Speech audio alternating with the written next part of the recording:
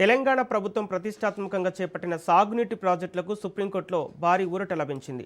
Palamuru, Rangareddy, Seethamma Sagar, Gouravelli reservoir వంటి కీలక ప్రాజెక్టుల పర్యావరణ అనుమతులపై నెలకొన్న సందిగ్ధతను తొలగిస్తూ సర్వోన్నత న్యాయస్థానం తాజాగా కీలక తీర్పు వెలువరించింది.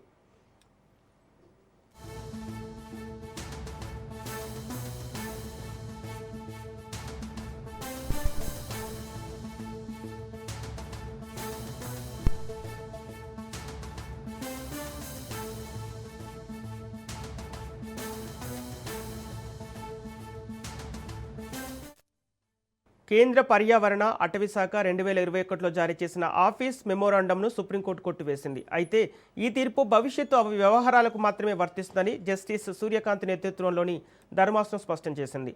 సదరు మెమోరాండం ప్రాతిపదికన గతంలో మంజూరైన పర్యావరణ అనుమతులన్నీ యథాతథంగా చెల్లుబాటులో ఉంటాయని న్యాయస్థానం తేల్చి చెప్పింది.